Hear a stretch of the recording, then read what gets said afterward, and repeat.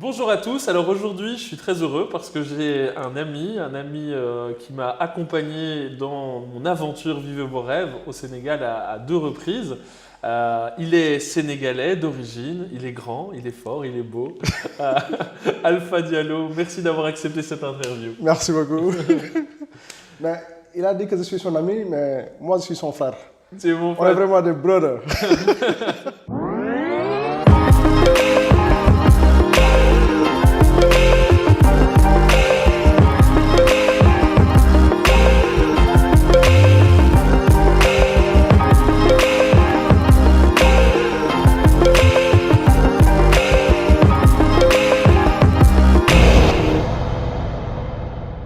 Tu es un entrepreneur, tu es aussi impliqué en politique.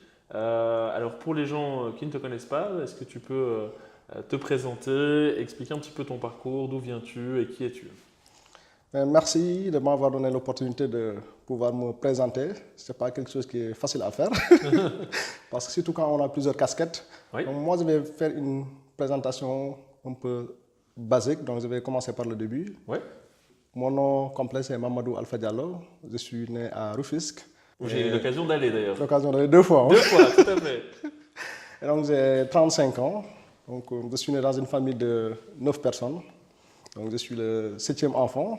Et c'est ça, j'ai commencé à faire mes études primaires, secondaires et le lycée à Rufisque. Ok, Et après le bac, ça a été à l'université Cheikh Anta Diop de Dakar. d'accord. Université, on a aussi Voilà, eu j'ai fait l'occasion 2 de fois. faire 2 fois aussi Ouais. des conférences. Après, j'ai eu la chance d'intégrer l'ENEA, qui est une école, en tout cas très réputée en Afrique de l'Ouest, École nationale d'économie appliquée, avant de venir poursuivre mes études à Bruxelles, en Europe. Et donc là, tu as fait quoi comme étude? À l'ENEA, j'ai fait une étude en gestion urbaine. Gestion urbaine. Ouais, gestion urbaine intégrée à développement local. En D'accord. fait, c'est une formation un peu taillée sur mesure Oui. par rapport aux besoins du pays. Donc, en tout cas, je pense que c'est une excellente formation qui, malheureusement, n'est pas très bien connue. Ok. Parce que c'est à partir de l'ENEA que j'ai eu, en tout cas, la possibilité ou l'ouverture d'esprit à voir quelle étude choisir quand je serai en Europe. Oui. Ça m'a permis de cibler ma formation que j'ai fait à Louvain-la-Neuve, que j'ai fait à Solvay. Et je pense que ça a beaucoup participé à ce que je suis aujourd'hui. Et à Louvain-la-Neuve et à Solvay, qu'est-ce que tu as fait comme cursus? Louvain-la-Neuve, j'ai fait un master en études du développement. Donc c'est un peu en continuité avec la licence professionnelle que j'ai eue à l'ENEA. Oui. C'était une belle formation. On a appris beaucoup de choses. Et en plus, on avait la possibilité depuis Louvain-la-Neuve de participer aux activités de l'Union européenne. D'accord. Donc, en étant étudiant, on venait assister à des conférences de l'Union européenne. La plupart de nos professeurs sont des consultants de l'Union européenne. Et parfois, on travaille sur des études de cas liées à la coopération au développement. Ok. Et donc, quand on voit ce que je fais aujourd'hui, je pense que depuis le master, on était déjà, en tout cas, baignés dans tout ce qui est politique de développement. Et donc, à Solvay, il y a un volet qui me manquait un peu, c'était la microfinance. Ok. Donc, on parle de la finance, mais en Afrique, c'est la microfinance. Oui. Parce que les très petits entrepreneurs sont les plus dynamiques. Si je prends le seul exemple du Sénégal, ils représentent plus de 89% Du quoi? Du PIB? de l'économie. Waouh. 89% de l'économie est tirée par le secteur informel. Oui. Et donc, je voulais un peu comprendre comment ça se passait, en tout cas, au niveau du Sénégal, je connais comment ça se pratique. Parce que moi-même, mon père, ma famille, je suis d'une famille Entrepreneur. d'entrepreneurs. Mon père est entrepreneur, ma mère était entrepreneuse, mes frères sont entrepreneurs. Et donc, C'était déjà dans le sang familial. mais là-bas, je ne le voyais pas comme mon métier. D'accord. En fait, je le vivais, mais c'est à partir de mon master à Solvay que j'ai vraiment compris. Mais tout ce que j'apprends ici, c'est ce que j'ai toujours vécu au Sénégal, D'accord. dans le cadre familial. Et donc, ça m'a permis aussi de mieux structurer, en tout cas mon idée, de mieux comprendre ce système, même si j'ai grandi dedans. Et donc, ça va, c'était une excellente formation aussi. Et ensuite, après Solvay, tu avais terminé. Aujourd'hui, tu as des activités. Explique-nous tout ça.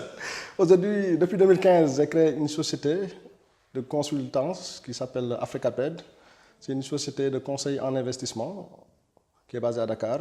Donc, le cœur de notre métier est de présenter aux entreprises et aux investisseurs qui sont en Europe les meilleures opportunités vers les marchés émergents. Et donc, on sait que, en tout cas, le Sénégal, c'est un pays qui se positionne très bien, vu la stabilité politique, vu la stabilité économique, En plus, nous avons une position géographique qui fait du Sénégal, en tout cas, une porte d'entrée pour l'Afrique. Donc, je fais partie de ces ambassadeurs économiques, Ouais. autoproclamés, qui essaient en tout cas de rencontrer le maximum d'opportunités à travers le monde et les tirer vers le Sénégal. Ça, c'est une mission que je me suis donnée moi-même. Et depuis 3 ans, c'est ce que je suis en train de faire. Aujourd'hui, la société est accréditée à l'Union européenne Ok. comme cabinet d'affaires publiques.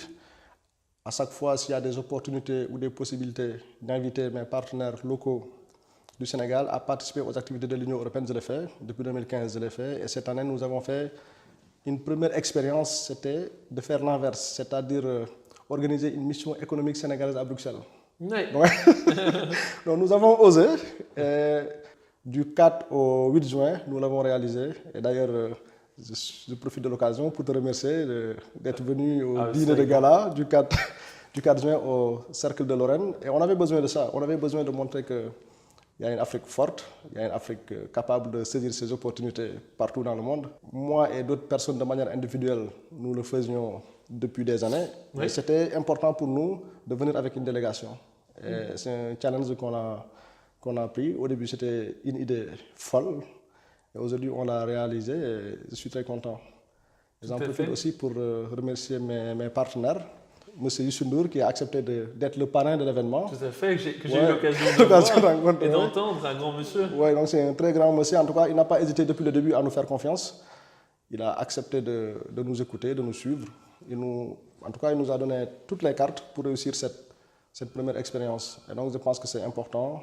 Si on a des grands leaders africains qui peuvent faire confiance à la jeunesse, qui peuvent en tout cas accepter les challenges qui sont lancés par les jeunes, c'est très important. Et lui, il a prouvé qu'il est à l'écoute et ça, c'est très important pour moi. Ouais. Alors, merci pour ce partage sur ton parcours. Alors moi, tu sais que ce qui m'intéresse à travers ces interviews et mes conférences, c'est de voir un petit peu quels sont les facteurs qui permettent aux personnes de réussir dans leurs entreprises, qu'elles soient privées, qu'elles soient professionnelles. Alors moi, comme j'ai pu aller au Sénégal, à Rufisque, voir où tu as grandi, je dois te dire que je suis quand même assez admiratif de ton parcours. Merci. Là maintenant, il y a tes petits frères, tes petites sœurs, nos petits frères, nos petites sœurs qui nous regardent. Et j'aimerais que tu nous dises un petit peu qu'est-ce qui finalement t'a permis d'avoir ce parcours qui est assez remarquable. Et d'ailleurs, je te félicite, j'en profite pour te féliciter pour ce beau parcours. Donc si tu devais synthétiser sur 3 axes, quels sont selon toi les 3 facteurs importants pour réussir dans sa vie? Et puis ensuite, je te demanderai une deuxième chose qui est les 3 choses que tu as fait ou que tu as vu faire et où là tu te dis, bon, ça c'est vraiment quelque chose sur lequel il faut être très attentif. Ouais. Ça va être très difficile de résumer ce qui m'a un peu poussé à faire ça, parce que j'ai grandi dans le challenge. Je suis issu d'une famille de 9 personnes et je suis le 7e, donc j'ai eu la chance d'avoir des grands frères qui ont toujours voulu, en tout cas, challenger les petits. Qui te challengeait toi? Tout le monde challengeait tout le monde, parfois. Même quand il y a un match de football, on parie, tel c'est le meilleur. Aujourd'hui, par exemple, je suis sûr que hier, il y avait le match Nigeria-Argentine, mais parfois, j'imagine si les personnes qui sont encore dans la maison familiale, parce qu'on est divisé, il y en a qui supportent l'Argentine, Messi, Maradona, parce que nous avons notre aîné qui était un fan de Maradona, et donc il a transmis cet amour de l'Argentine à notre grand frère. Donc il y en a d'autres qui essaient juste de prendre des positions contraires pour créer des rivalités. Donc j'ai un peu grandi dans le challenge. D'accord. Et donc j'ai aussi notre aîné qui s'appelle Salif Diallo, qui vit aujourd'hui en Italie. Il avait l'habitude de dire toutes les montres ont la même heure. C'est-à-dire? Explique-moi ça. C'est-à-dire que tu sois à Dakar, que tu sois à New York, que tu sois à Tokyo ou dans un village perdu en Inde ou en Amérique latine, si tu as une bonne montre, tu as la même heure que celui qui est à New York ou à Paris. Et donc il avait l'habitude de nous dire ça. Donc juste pour te dire, si tu ne réussis pas quelque chose et tu te donnes des excuses un peu bidons, il te dit non. Toi, tu n'as pas réussi, mais pourtant, telle ou telle personne l'a réussi. Donc, peut-être, si tu n'as pas réussi, peut-être tu n'as pas le niveau, peut-être tu n'es pas à la hauteur. Et il t'a challengé souvent avec ça? C'était une phrase classique. D'accord. C'était une phrase classique. Et quand tu réussis quelque chose, ou bien même quand tu regardes la télé, donc, À 18 ans, moi, quand je regardais MTV avec mes amis ou 13 TV, on regardait les clips américains, ben, c'était à la mode. Oui. Et moi, je ne voyais pas de différence entre moi et mes amis et les personnes qu'on suivait à la télé. On a réussi à créer un groupe d'amis où ben, nous étions au Sénégal, mais notre comportement, notre façon de penser était vraiment universelle. D'accord. Ça, je pense que ça fait partie des choses qui m'ont beaucoup aidé. Et même quand je suis venu en Belgique, c'était ma première expérience de venir en Europe, mais je ne me suis jamais senti comme un étranger. Et ça vient d'où enfin, le fait parce que c'est pas commun d'avoir ce type de raisonnement. Comment est-ce que tu as construit ça? Parce que, en fait, pour moi, ce qui est le plus important, peut-être je vais prendre le contre-pied de ce que tout le monde dit. Moi, l'environnement n'est pas le plus important. Tu as été au Sénégal avec moi, tu as été à Rufisque, tu as été même dans des villages. Et tu vois l'environnement, tu te dis, waouh, comment quelqu'un peut naître et grandir ici et percer, quoi. Ouais. Et je ne suis pas le seul exemple, il y en a des grands exemples, il y a même les présidents du Sénégal, il n'y a aucun président du Sénégal qui est né et grandi à Dakar. D'accord. Ils sont tous nés dans les villages. Donc moi j'ai compris que ce qui est le plus important, ce n'est pas l'environnement. Parce que dans tous les environnements, il y a, il y a des facteurs bloquants, il y a les opportunités, il y a les menaces, il y a des forces et des faiblesses. Pour moi, le plus important, c'est la position que tu as dans l'environnement. D'accord. Aujourd'hui, à New York, à Bruxelles, à Paris, il y a des gens qui n'arrivent pas à s'en sortir malgré les opportunités. Il y a des gens qui ne peuvent même pas voir les opportunités qui existent. Et pourtant, ils sont nés, ils sont grandis ici. Donc, est-ce que ces personnes ne sont pas intelligentes pour voir? Non, ils sont intelligents. C'est la position. Pour moi, c'est une question de position. Donc, pour moi, le fait d'être au Sénégal, le fait d'être à Bruxelles, la chose la plus importante, c'est la position que tu as, toi, par rapport à cet environnement. Et donc, quand je suis venu ici, j'étais conscient que je viens dans un pays où personne ne me connaît. Donc, je suis au plus bas de l'échelle, alors qu'à Dakar, j'étais quand même quelqu'un. À Rufisque, je suis quelqu'un. Mais je savais qu'à Bruxelles, je suis personne. Et donc, ce qui m'intéressait, comment je vais réussir à avoir une position confortable dans cette société.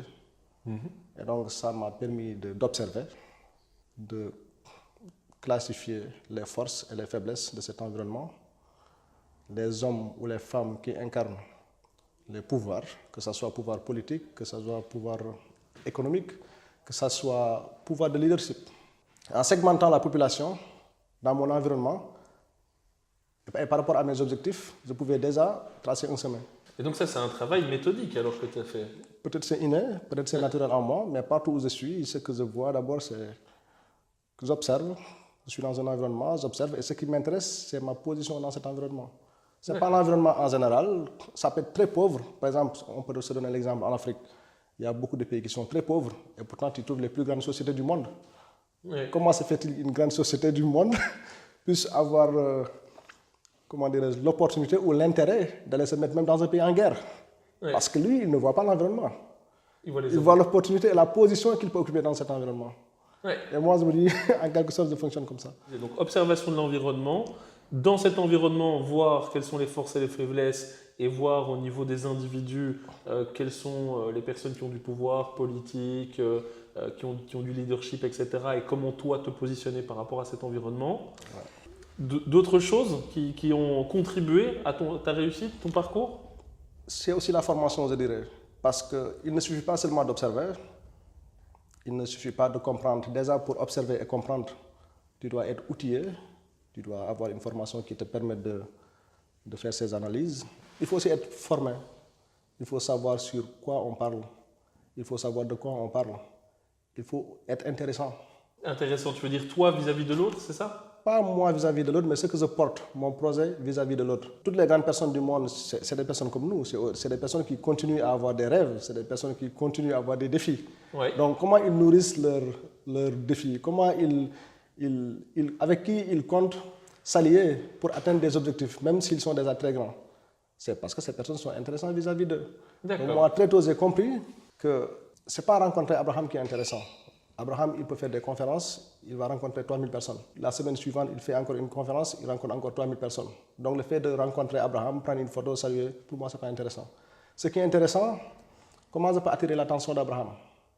Comment faire pour ces 3000 personnes? Abraham retienne mon nom et accepte de prendre un verre le lendemain avec moi.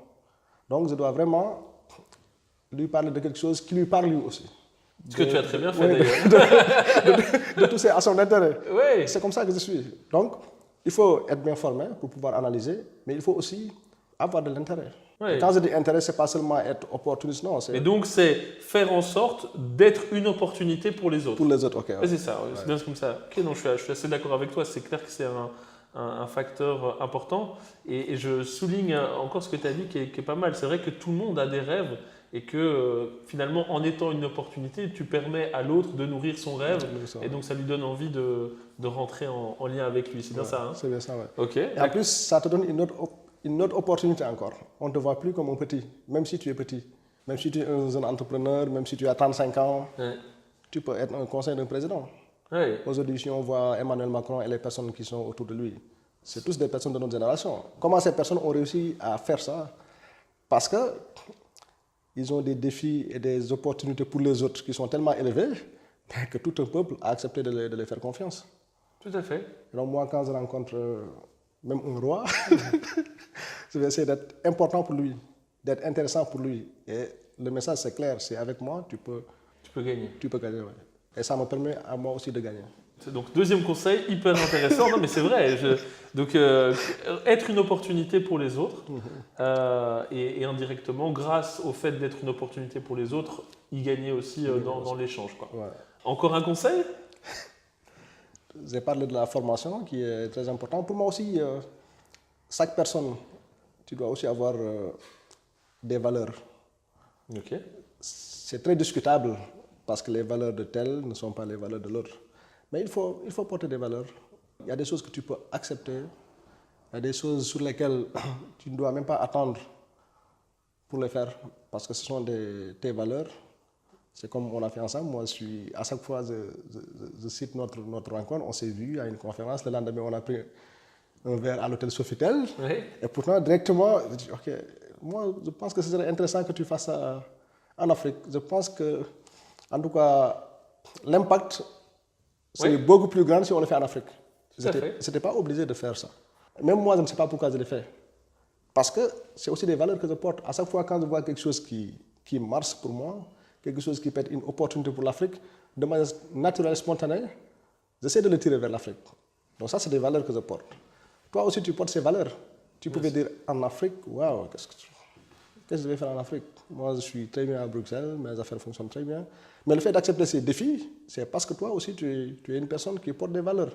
Et je pense que porter des valeurs, c'est très important. Et toi, aujourd'hui, si tu deviez identifier ces valeurs, d'ailleurs, je me rappelle très bien de la valeur première que tu m'as donnée le jour où on était au Sofitel. Si je ne dis pas de bêtises, tu m'as dit c'est l'intégrité. L'intégrité, oui. Voilà, c'est ça.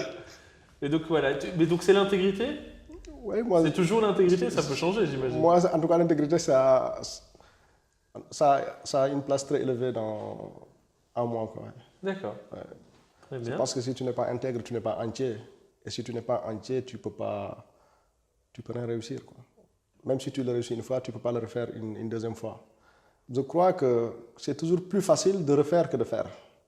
Donc je ne peux pas accepter ou comprendre quelqu'un qui a réussi une chose aujourd'hui et demain il ne le réussit pas. Moi je pense que si tu réussis quelque chose aujourd'hui, demain tu peux réussir plus.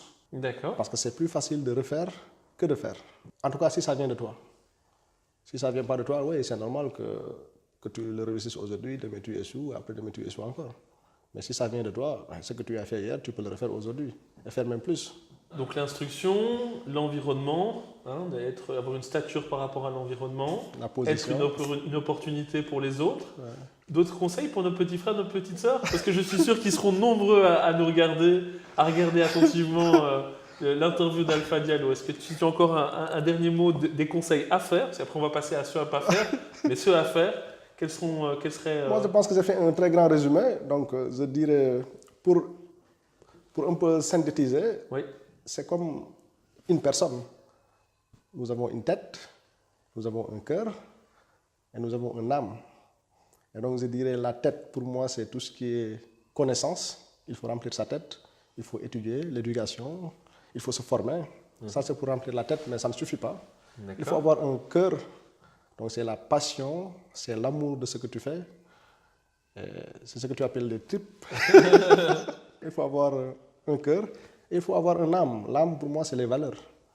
Donc ça, pour moi, c'est un très bon résumé. Il faut penser à Ok, d'accord. à la vie ou au corps humain.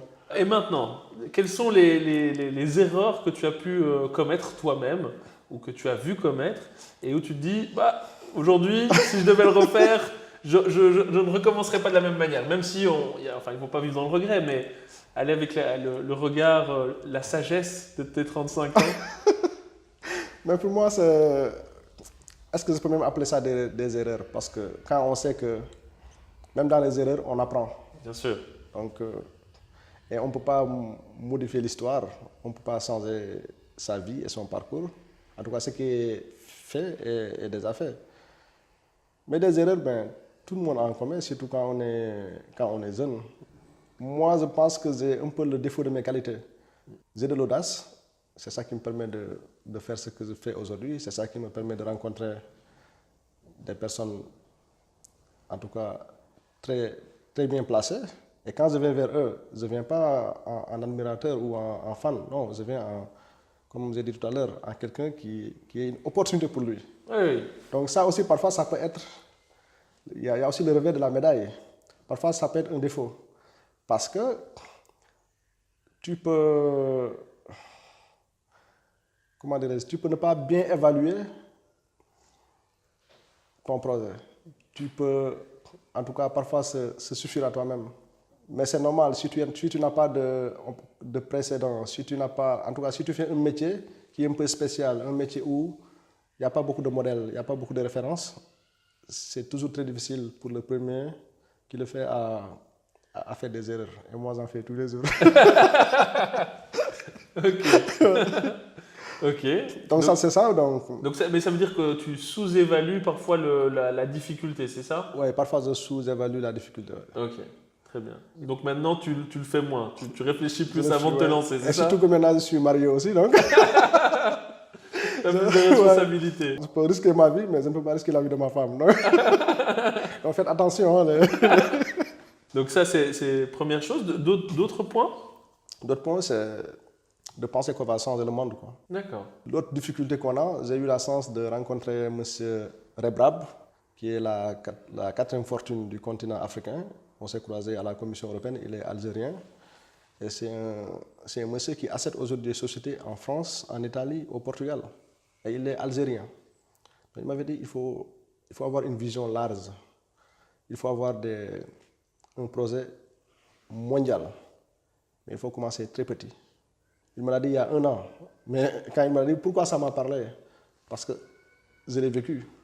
On a une idée, on commence à faire quelque chose et directement on pense qu'on va faire comme Facebook, on va faire comme Google. Oui, on peut faire comme eux, ou même mieux. Mais la dimension du temps, parfois c'est quelque chose qu'on sous-évalue. Et c'est ça qui fait que, on dit plus de 95% des entrepreneurs ou des sociétés, des startups en tout cas, au bout de 3 ans, ils disparaissent. Pourquoi ils disparaissent? L'idée est forcément bonne, le projet est forcément pertinent, mais il y a cette dimension parfois qui fait défaut. Donc on ne laisse pas le temps au temps. On ne veut pas commencer petit, on veut commencer très vite et très fort. Et ça, c'est une erreur à ne pas faire. Troisième conseil à ne pas faire? Troisième conseil à ne pas faire, c'est trop écouter les gens. Les amis, les professeurs, la famille, l'environnement. Ça aussi, c'est un handicap. Parce que le projet que tu portes, ou bien l'idée que tu portes en toi, ce n'est pas un hasard. Pour moi, Dieu a mis une graine dans chacun de nous. Si aujourd'hui tu travailles pour faire des interviews, pour faire le métier que tu fais, peut-être il y a 10 ans, tu ne pouvais pas imaginer que tu vas le faire. C'est sûr. Ouais. Donc le fait que tu le fasses, oui. C'est parce que c'est toi qui dois le faire. Donc il y a une graine en chacun de nous. Et donc parfois, ton environnement peut ne pas le comprendre. Moi, je me rappelle, j'ai créé ma société en 2015, déjà quand j'ai appelé ma grande sœur qui vit à Montpellier. Oui, moi je pense que je vais retourner au Sénégal créer ma société. Mais Alpha, tu es fou, toi. Tu nous as embêtés pour venir faire tes études en Europe. Et maintenant, au lieu de chercher la sécurité, tu veux retourner en Afrique. Ça va dans ta tête. Mais j'ai compris que, en tout cas, l'Alpha que j'étais il y a des années n'est plus le même. Mais il n'y a que moi qui pouvais le comprendre. Eux, ils ne pouvaient pas le comprendre. Je me rappelle encore en début de 2016, j'ai fait un voyage au Sénégal C'était pour faire de la prospection, études de marché. Donc j'investissais moi-même dans mes voyages pour un peu prospecter, courir derrière les opportunités. Et ma soeur m'appelait. Alors, tes amis, ils peuvent t'aider à avoir un travail. Et moi, je dis à ma soeur, tu te rends compte de ce que tu me dis? Ça fait 1 an que j'ai créé ma société. Ça fait 1 an que j'investis tous mes épargnes sur ça. Et au lieu de au moins, encourage-moi, ou bien au moins dis-moi, est-ce que tes amis peuvent te donner des marchés? Mais pour que je continue à chercher du travail, alors que je viens de créer une société qui doit me permettre non seulement à vivre très bien, mais à faire vivre d'autres personnes, tu me demandes de chercher encore du travail. Ça veut dire que même elle, au bout d'1 année, elle ne croyait pas que ça allait pouvoir, que ça allait pouvoir marcher. Donc je pense qu'il ne faut pas trop écouter. D'accord. Et ça, c'est quelque chose que tu as découvert avec les années ou que tu as toujours eu? En tout cas, la plupart du temps, en tout cas, que ce soit toi, moi ou tout le monde, on est forcément très têtu aussi. Ouais. Donc, depuis ton enfance, peut-être c'était à des niveaux ou à des contextes un peu différents, mais on est en général très têtu. Et donc, on ne peut pas balayer mes idées juste pour les balayer, il faut me convaincre. Parfois, tu peux le prendre de manière très personnelle. Si tu viens parler de ton rêve à une personne, tu es enthousiaste, tu as les yeux qui brillent. Après, regarde, mais mon gars, pourquoi tu ne peux pas être réaliste? Pourquoi tu vas te fatiguer? Tu vois ce que je veux dire? Oui, je vois très bien. C'est des choses qui sont très blessantes. Ouais, donc je me dis, il ne faut pas trop écouter, quoi. Des choses qui sont pour toi, en tout cas la graine que Dieu a mis en chacun de nous, la personne qui la porte est la meilleure personne à le comprendre.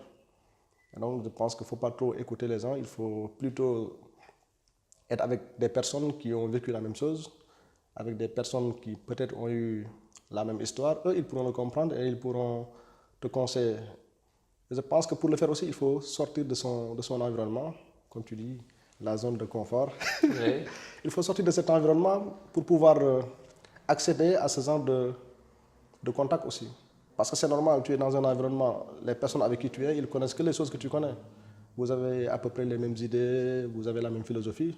Et donc, si tu essaies d'amener quelque chose qui est nouveau ou quelque chose que même pour toi, ce n'est pas clair, mais forcément, pour eux aussi, ça ne va pas être clair.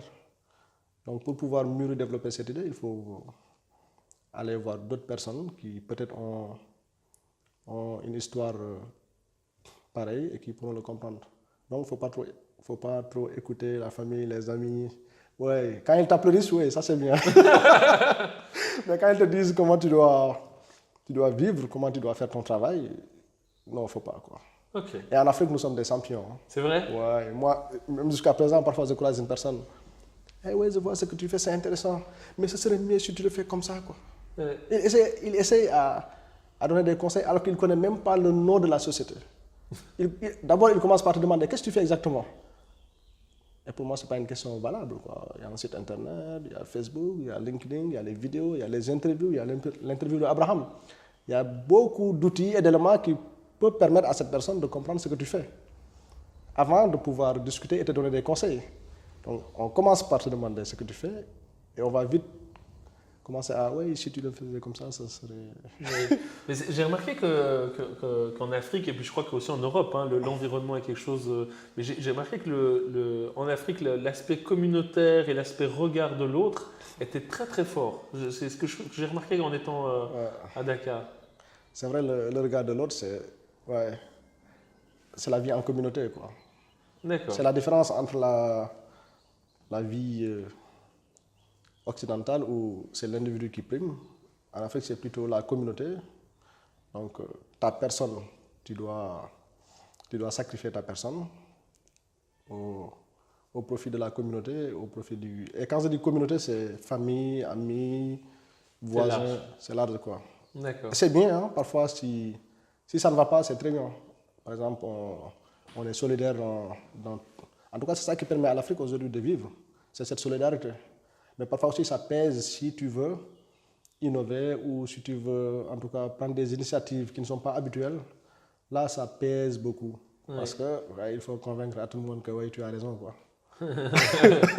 Super, merci pour ces conseils de choses à faire et de choses à ne pas faire. Maintenant, Alpha, je te demanderai un petit peu de nous dire quels sont tes projets. Je ne sais pas par où commencer parce que moi, j'ai des projets par, par SL, quoi. Il y a Ok. des projets à très court terme, moyen terme, long terme. Donc. Ok, écoute, choisis.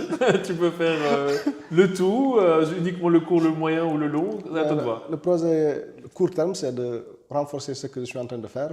Mhm. Déjà, on a fait une mission économique pour la première fois à Bruxelles. Donc, suite à cette mission économique, il y a des conventions, il y a des accords de partenariat qui ont été noués entre les entrepreneurs qui sont venus et les hommes d'affaires et investisseurs européens que j'ai invités. Donc, il y a une mission économique en préparation au mois de septembre. Donc, ça, c'est en tout cas voir comment ça peut aboutir à créer des entreprises au niveau local, comment ça peut aider à avoir de l'investissement direct. Donc, je suis en train de travailler sur ça. Ça, c'est le court terme. J'aimerais bien aussi prendre un peu du temps pour mon projet agriculture aussi. Parce que parfois, j'en ai marre de costume, cravate, Bruxelles, téléphone. Parfois, j'en ai marre de cette vie. Développer un peu mon projet agricole. J'ai déjà mon ferme, j'ai déjà mes manguiers, des citronniers, des plantes de casou. Je pense que ça aussi, c'est un projet à court terme. Moyen terme, mais le Sénégal, c'est un pays en construction. Et nous avons la chance, en tout cas, d'être conscients de cela. C'est un pays qui a plein de perspectives économiques. On a découvert récemment beaucoup de ressources minières et du pétrole et du gaz aussi. Et je pense que tout ça, ça demande à être bien managé, tout ça demande à être bien utilisé pour que ça puisse à la fois servir les investisseurs qui viendront, mais en même temps servir à développer le pays. Récemment, j'ai vu sur Facebook que tu as été à Dubaï. Oui. Moi, je pense que ça, c'est l'exemple parfait d'un pays qui a su utiliser ses ressources naturelles. Donc, moi, le projet moyen terme, c'est de participer au Sénégal de demain. Je pense que tous les bons exemples qu'on a vus à travers le monde, c'est aussi une responsabilité. Ce n'est pas seulement un projet, mais c'est une responsabilité pour les personnes de ma génération à s'intéresser au développement de notre pays et à veiller à ce que tout aille au service du développement du pays. Donc ça, c'est le projet moyen terme. Alors, je me permets de te poser une question parce que, bon, moi, on se connaît bien et tu m'as déjà fait des très bonnes, très impressionnantes explications des mouvements politiques, sociétals, africains, etc. Et je sais que tu es un vrai expert en la matière. Et je voudrais te poser la question suivante. Selon toi, aujourd'hui, on sait que l'Afrique a de nombreux défis. Tu sais que je suis rentré de Marrakech il n'y a pas longtemps. Je parlais avec un gouverneur, parce que j'ai eu la chance de faire une conférence devant un gouverneur, qui me disait qu'il y avait un vrai problème au niveau du chômage des jeunes. Je sais qu'au Sénégal, il y a aussi ce problème-là. Selon toi, qu'est-ce qu'on devrait ou qu'est-ce qu'on doit mettre en place pour pouvoir pallier à cette carence, à ce défi qu'on a ce challenge? Tu disais que tu aimais bien être challengé dans ta famille, là, c'est un vrai gros challenge. Juste un point, j'ai vu l'augmentation de croissance démographique prévue en Afrique c'était entre 2015 et 2050, c'était 785 millions de personnes. Je me suis demandé, mais où on va aller? Qu'est-ce qu'on va leur donner comme boulot à ces gens? Alors dis-moi, qu'est-ce que tu en penses? Ou quels sont tes... Ça, c'est une question... Comment dire, il veut que je fasse un cours magistral à solver. Parce que je t'interromps juste encore une chose. Ce que j'ai trouvé très intéressant à chaque fois qu'on a eu l'occasion de discuter, parce que comme tu es à la Commission européenne, comme tu es au Parlement européen, etc., tu es en contact avec ces gens, ces eurocrates, etc. Et parfois, il y a un vrai fossé entre leur perception de l'Afrique et toi qui as grandi dedans, qui sais comment les choses fonctionnent. Donc, je trouve que c'est vraiment intéressant de pouvoir partager cette information. Donc, déjà, pour moi, ça c'est au niveau en tout cas des théoriciens du développement. Il y a ce qu'on appelle les personnes qui sont orientées Malthus, donc qui demandent à avoir un équilibre entre les ressources et la population, parce qu'il dit que si cet équilibre est comment dirais-je, négligé, si l'équilibre est rompu, il y aura des tragédies. Et je D'accord. pense que les personnes de la Commission européenne, les personnes de la Banque mondiale, FMI, les présidents africains, je pense qu'ils sont tous dans cette théorie. Et moi, il y a aussi un autre auteur qui s'appelle Bosserup. Lui, il a théorisé l'inverse. Et il a donné l'exemple de la Chine ou de l'Inde. D'accord, c'est des pays qui ont encore beaucoup de pauvres, mais c'est des pays qui se sont développés grâce à leur population, grâce à la croissance démographique. D'accord. Et donc, ces deux théories qui sont en confrontation et en opposition directe. Et moi, je pense qu'en Afrique, on doit trouver l'équilibre. Moi, je suis un peu... On nous parle de croissance démographique, mais moi, connaissant bien l'Afrique, aujourd'hui, l'Afrique, c'est le continent le moins peuplé. L'un des continents les plus larges, mais c'est un continent le moins peuplé. On est moins d'1 milliard en Afrique. Et seulement la Chine et l'Inde, ils font presque 3 milliards. Ouais. Donc les personnes qui me disent que oui, en Afrique, on fait beaucoup d'enfants, parfois je me dis de quelle Afrique ils parlent. Le continent est vide, on a été au Sénégal. Déjà, pour quitter Dakar, aller à Thiès, en dehors de Djamna, la nouvelle ville qui se crée, c'est presque un désert humain. Et plus tu vas vers l'intérieur du pays, plus tu traverses des déserts, il n'y a personne. D'accord, les gens sont concentrés dans des villes. Quand tu es dans une ville comme Dakar, tu vois 4 millions de personnes, tu dis, waouh, il y a trop de personnes ici. Mais il faut juste sortir de cette... Tu fais 5 km, il n'y a plus personne. Donc moi, je pense que l'Afrique est le continent le moins peuplé. Et ça fait partie des handicaps. N'oublions pas qu'avec en tout cas l'histoire, la traite négrière, on parle de 20 millions de jeunes Africains qui sont forts, qui ont été vendus en Amérique. Oui. Donc si on doit analyser la situation actuelle de l'Afrique, c'est un impact. Si on prenait 20 millions d'Européens les plus vaillants, on les sort du continent, on va voir l'impact que ça va faire dans 10 ou 15 ans. Par rapport à l'emploi, je pense qu'il ne faut pas l'aborder sous l'angle de la démographie. Parce que si on l'aborde sous l'angle de la démographie, on va faire des erreurs, on va heurter les sensibilités sociales, on va heurter les croyances religieuses. Donc je pense qu'il faut l'aborder sous l'angle de la créativité. Pourquoi aujourd'hui en Afrique, on n'exporte que des matières premières? Moi, j'ai un ami qui était ancien ministre des Affaires étrangères du Sénégal, et aujourd'hui, il est le directeur de l'ITIE. Donc, ils font des rapports pour expliquer, en tout cas, l'utilisation et l'exportation des ressources naturelles du Sénégal. Et moi, je sais que si on fait seulement les premières transformations, par exemple, au Sénégal, si on ne vendait plus de l'arachide, de cacahuète, si on faisait seulement la première transformation, ben on peut mettre plus de 10% de la jeunesse au travail. Et on peut avoir plus de 3 points sur le PIB. Si au lieu de vendre le poisson qu'on achète ici dans les poissonneries, le poisson est pêché au large du Sénégal et de la Mauritanie. Les bateaux, ils les pêchent là-bas, ils l'amènent directement ici. Si les premières transformations, tout ce qui est mis en place, conservation, transformation, si c'était fait en Afrique, en tout cas sur place, ça aurait mis plus de 10% des chômeurs au travail. Et c'est des points sur l'économie aussi. D'accord. Et je pense qu'on a tellement de possibilités. Et là, je ne suis pas encore dans la haute technologie. Je ne parle pas des choses qui sont encore des rêves, parce que nous vivons dans un continent où il y a encore des coupures de courant. Mais je parle seulement des petites transformations. D'accord. Et donc je pense que si on aborde sur cet angle, on peut à la fois mettre les jeunes au travail, on peut aussi avoir des recettes Pour l'État. Pour l'État. Et tout le monde y gagne. Donc pour toi, ce serait de faire en sorte d'avoir les premières transformations des matières premières qui soient faites localement. Pour moi, ce serait de faire en sorte à ce que le plan de développement du pays vienne d'une analyse profonde du pays, pas des bailleurs. Parce qu'aujourd'hui, si on voit l'Afrique, le Sénégal, dans beaucoup de pays, la plupart en tout cas des politiques qui sont appliquées, ce sont encore des politiques de la Banque mondiale, du FMI, de l'Union européenne, de Washington. Et donc, on ne va jamais se développer avec les théories de ces bailleurs. C'est bien parce que nous vivons dans un monde, c'est la mondialisation. Le Sénégal, c'est un pays qui a signé tous les accords, mais le développement du pays doit aussi être une vision réelle de la situation. Et pour moi, c'est ça qui nous manque. Ce n'est pas seulement au Sénégal, c'est dans beaucoup de pays africains. J'ai donné l'exemple du Dubaï. Dubaï n'a pas beaucoup de pétrole que Gabon. Dubaï n'a pas beaucoup de ressources que le Congo ou le Congo-Brazzaville. C'est vrai. Dubaï n'a pas beaucoup de ressources que Guinée équatoriale. Dubaï n'a pas beaucoup de ressources que le Nigeria. Et aujourd'hui, quand on parle du Canada, de la Norvège, des pays du Golfe, c'est tous des pays qui sont développés grâce à leurs ressources naturelles. Et on sait que les pays africains ont plus de ressources que ces pays-là. Pourquoi on est encore là? Pourquoi nous, nos ressources servent à faire des guerres, servent à corrompre, servent à autre chose que de développer les pays?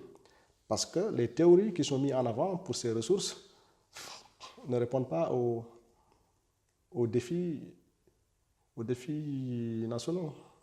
Bah, écoute, Mes amis politiciens, excusez-moi si je suis un peu direct. non, mais c'est bien, en tout cas c'est des propositions et puis c'est... Et parfois je suis étonné à la Commission européenne, parfois je suis étonné de voir l'ignorance que les experts qui sont censés, par exemple, intervenir en Afrique, l'ignorance qu'ils ont du contexte réel. Ce n'est pas de leur faute, hein. Ils ont appris l'Afrique sur des livres, sur des séminaires. Ils ont fait des voyages, ils sont restés à l'hôtel, tu introses 2 ou 3 personnes, ou bien tu as un sociologue local avec qui tu travailles, et après tu es l'expert de l'Afrique. Par exemple, au niveau de la Commission européenne, il y a des desks par pays. Desk Sénégal, desk Nigeria, desk... Mais quand tu viens voir ces personnes, d'abord, quand tu vois l'âge qu'ils ont, ça te met directement en doute. Et en plus, ils sont experts parce que, oui, à l'UNIF, ils ont fait un master, ou bien ils ont fait, en tout cas, un projet de recherche qui était lié au pays. Donc, ça les a permis d'aller dans ce pays et de revenir. Après, ils sont experts du pays. Si je me rends compte que moi qui est né dans ce pays, il y a des sensibilités que tu ne peux pas avoir si tu n'es pas né dans ce pays. Il y a des compréhensions que tu ne peux pas avoir si tu n'es pas du pays. C'est normal. Parfois, je vois le décalage entre le regard qu'ils ont. Et pourquoi c'est triste? Parce qu'ils sont de bonne foi. En fait, c'est des personnes qui font mal leur travail, mais ils le font de bonne foi. Ouais. Ils ne connaissent pas le contexte réel. Et je pense que nos pays africains, nous devons d'abord, nous, comment dirais-je, travailler sur un projet de développement de l'Afrique et on invite les autres à nous accompagner sur ce projet. Aujourd'hui, le Rwanda le fait et on voit le résultat que ça fait. C'est très impressionnant. Il y a le Botswana qui l'a fait, on voit les résultats que ça donne. Donc je pense que tous les pays africains doivent suivre des modèles Rwanda et Botswana. C'est la parenthèse politique. C'est la parenthèse politique. Ok Alpha, mais écoute, merci beaucoup. Alors tu devais peut-être à long terme, tes objectifs à long terme? Mais c'est d'avoir une vie équilibrée entre confort, sécurité, morale. Et tu vas nous faire plein de petits alphas. Avoir ma famille. Ouais, avoir non, pas plein de petits, je ne ferai pas comme mon père, quoi. Parce que je suis un peu formaté par l'Europe, tu vois. Donc, je pense 2 ou 3 enfants, ça suffit. Ouais, en tout cas, merci pour l'invitation. Merci à toi. C'est toujours un plaisir de... Voilà, on se reverra bien sûr. Merci les amis, j'espère que vous avez apprécié cette vidéo avec Alpha Diallo. Il a un parcours étonnant, il a une analyse qui est vraiment très intéressante sur le développement du continent africain. Vous savez toutes et tous que je suis particulièrement attaché à ce continent. Enfin, je suis attaché à tous les peuples du monde, mais c'est vrai que comme mon père est sénégalais, j'ai une affection un petit peu plus particulière par rapport au Sénégal et à l'Afrique en général. Écoutez, je vous donne rendez-vous à la prochaine interview. Il y a pas mal de choses qui sont dans le pipe et j'en profite encore une fois pour remercier Stéphania, qui est toujours là, disponible pour m'aider pour la réalisation des vidéos. Et je remercie également Dorothée Charles qui nous a permis de faire cette vidéo dans ses bureaux. À bientôt pour la prochaine interview. Yes.